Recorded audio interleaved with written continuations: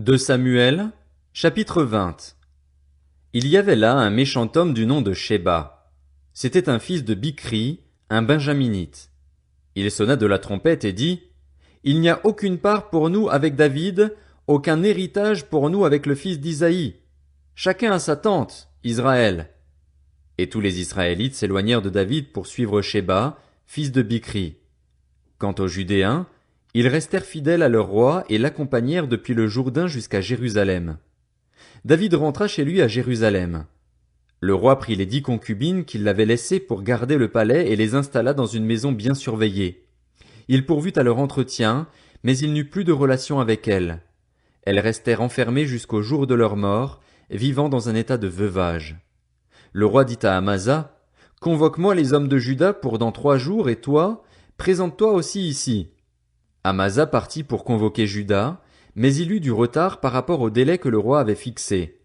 David dit alors à Abishai, Sheba, le fils de Bichri, va maintenant nous faire plus de mal qu'Absalom. Prends toi-même les serviteurs de ton maître et va à sa poursuite. Sinon, il risque de trouver des villes fortifiées et d'échapper à nos regards. Abishai partit en campagne, suivi des hommes de Joab, des Kérétiens et des Pélétiens ainsi que de tous les vaillants hommes. Ils sortirent de Jérusalem afin d'aller à la poursuite de Sheba, fils de Bichri. Ils étaient près de la grande pierre qui se trouve à Gabaon lorsqu'Amasa arriva devant eux. Joab avait une épée à la ceinture, par-dessus les habits qu'il avait mis. Elle était attachée à sa taille, dans son fourreau, et elle en glissa tandis que Joab s'avançait. Joab dit à Amasa, Te portes-tu bien, mon frère? Et de la main droite il attrapa la barbe d'Amasa pour l'embrasser. Amasa ne fit pas attention à l'épée qui était dans la main de Joab, et Joab l'en frappa au ventre. Il déversa ses entrailles par terre sans avoir à lui porter un deuxième coup. C'est ainsi qu'Amasa mourut. Joab et son frère Abishai marchèrent à la poursuite de Sheba, fils de Bichri. Un des hommes de Joab resta près d'Amasa et il disait, Qui aime Joab et qui est pour David? Qu'il suive Joab. Amasa se roulait dans le sang au milieu de la route. Voyant que tout le peuple s'arrêtait, cet homme le poussa hors de la route dans un champ et jeta un vêtement sur lui. C'est ce qu'il fit lorsqu'il vit que tous ceux qui arrivaient près de lui s'arrêtaient. Quand il fut enlevé de la route, chacun suivit Joab afin de poursuivre Sheba, fils de Bichri. Joab traversa toutes les tribus d'Israël dans la direction d'Abel-Beth-Maaka, et tous les hommes d'élite se rassemblèrent et le suivirent. Ils vinrent assiéger Sheba dans Abel-Beth-Maaka, et ils érigèrent un remblai qui allait jusqu'au rempart de la ville. Tout le peuple qui était avec Joab sapait la muraille pour la faire tomber. Alors une femme pleine de sagesse se mit à crier depuis la ville, Écoutez, écoutez! Dites donc à Joab, approche-toi jusqu'ici, je veux te parler. Il s'approcha d'elle et la femme demanda, Es-tu Joab? Il répondit, C'est bien moi. Elle lui dit, Écoute les paroles de ta servante. Il répondit, J'écoute. Elle dit alors, Autrefois on avait l'habitude de dire que l'on procède à une consultation dans Abel, et c'est ainsi que tout se réglait. Je suis une des villes paisibles et fidèles d'Israël, et tu cherches à faire disparaître une ville qui est une mère en Israël. Pourquoi veux-tu détruire l'héritage de l'Éternel? Joab répondit, Je n'ai certainement pas l'intention de vous détruire et vous ruiner. Il n'en est pas question. Mais un homme de la région montagneuse d'Éphraïm, un dénommé Sheba, fils de Bichri, a levé la main contre le roi David.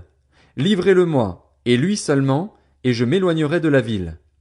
La femme dit à Joab, Sa tête te sera jetée par la muraille.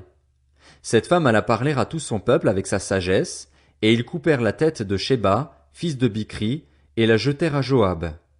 Joab sonna alors de la trompette. On se dispersa loin de la ville et chacun repartit dans sa tente. Quant à Joab, il retourna à Jérusalem vers le roi. Joab commandait toute l'armée d'Israël. Benaja, fils de Jéhojada, était à la tête des Kérétiens et des Pélétiens. Adoram était préposé aux corvées. Josaphat, fils d'Achilud, était archiviste.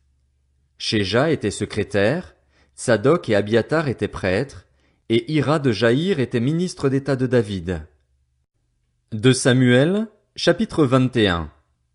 Au cours du règne de David, il y eut une famine qui dura 3 ans. David rechercha l'Éternel et l'Éternel dit, C'est à cause de Saül et de sa famille sanguinaire, c'est parce qu'il a fait mourir les Gabaonites. Le roi appela les Gabaonites pour leur parler. Les Gabaonites ne faisaient pas partie des Israélites, c'étaient des survivants des Amoréens.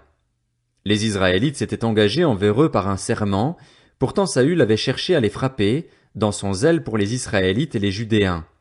David dit aux Gabaonites, « Que puis-je faire pour vous? Avec quoi puis-je faire expiation afin que vous bénissiez l'héritage de l'Éternel » Les Gabaonites lui répondirent, « Ce n'est pas pour nous une question d'argent et d'or avec Saül et sa famille, et ce n'est pas à nous de faire mourir quelqu'un en Israël. » Le roi demanda, « Que voulez-vous donc que je fasse pour vous » Ils répondirent au roi, « Puisque cet homme a voulu nous exterminer et qu'il avait le projet de nous détruire pour nous éliminer de tout le territoire d'Israël, qu'on nous livre 7 de ses descendants et nous les pendrons devant l'Éternel à Gibéa, la ville de Saül, celui que l'Éternel avait choisi. » Et le roi dit, « Je vous les livrerai. » Le roi épargna Méphibosheth, le fils de Jonathan et le petit-fils de Saül, à cause du serment que Jonathan, le fils de Saül, et lui-même avaient prêté ensemble devant l'Éternel. Toutefois, le roi prit les 2 fils que Ritzpa, fille d'Ashja, avait donnés à Saül, Harmoni et Méphibosheth, ainsi que les 5 fils que Mérab, fille de Saül, avait donnés à Adriel de Méhola, fils de Barzilaï. Il les livra entre les mains des Gabaonites et ceux-ci les pendirent sur la montagne, devant l'Éternel. Ils furent tués tous les 7 ensemble. Ils furent mis à mort dans les tout premiers jours de la moisson de l'orge. Ritzpa, fille d'Ashja, prit un sac qu'elle étendit sous elle contre le rocher, depuis le début de la moisson jusqu'à ce que la pluie tombe du ciel sur les corps. Elle empêcha les oiseaux du ciel de s'approcher d'eux pendant la journée, et les bêtes sauvages pendant la nuit. On informa David de ce qu'avait fait Ritzpa, fille d'Ashja et concubine de Saül. Alors David alla prendre les ossements de Saül et de son fils Jonathan chez les habitants de Jabès en Galaad. Ceux-ci les avaient en effet enlevés de la place de Beth-Shan, où les Philistins les avaient suspendus après avoir battu Saül à Gilboa. Il emporta de là les ossements de Saül et ceux de son fils Jonathan. On rassembla aussi les ossements de ceux qui avaient été pendus. On enterra les ossements de Saül et de son fils Jonathan dans le territoire de Benjamin, à Tséla, dans le tombeau de Kis, le père de Saül. On fit tout ce que le roi avait ordonné. Après cela, Dieu fut apaisé envers le pays. Les Philistins firent encore la guerre à Israël. David descendit avec ses serviteurs et ils livrèrent combat contre les Philistins. David eut une défaillance, et Jishbi-Bénob, un descendant de Rapha, eut l'idée de le tuer. Il avait une lance en bronze qui pesait plus de 3 kilos et il était muni d'une épée neuve. Abishai, fils de Tseruja, vint au secours de David et frappa le Philistin à mort. Alors les hommes de David prêtèrent le serment suivant. Tu ne sortiras plus avec nous pour combattre, et ainsi tu ne risqueras pas d'éteindre la lampe d'Israël. Après cela, il y eut encore une bataille contre les Philistins à Gob. C'est alors que Sibécaï le Hushatite tua Saph, qui était un descendant de Rapha. Il y eut encore une bataille contre les Philistins à Gob. Elkanan, fils de Jaharé Orégim, originaire de Bethléem, y tua Goliath, un homme de Gath qui avait une lance dont le bois avait la grosseur d'un cylindre de métier à tisser. Il y eut encore une bataille à Gath. Il s'y trouva un homme de haute taille, qui avait 6 doigts à chaque main et à chaque pied, 24 en tout, et qui était aussi un descendant de Rapha. Il lança un défi à Israël, et Jonathan, fils de Shiméa, le frère de David, le tua. Ces 4 hommes étaient des descendants de Rapha qui habitaient à Gath. Ils tombèrent sous les coups de David et de ses serviteurs. 2 Samuel, chapitre 22. David adressa les paroles de ce chant à l'Éternel après qu'il l'eut délivré de tous ses ennemis et de Saül. Il dit, « L'Éternel est mon berger, ma forteresse, mon libérateur. Dieu est mon rocher où je trouve un abri, mon bouclier et la force qui me sauve, mon rempart et mon refuge. Mon sauveur, tu me garantis de la violence.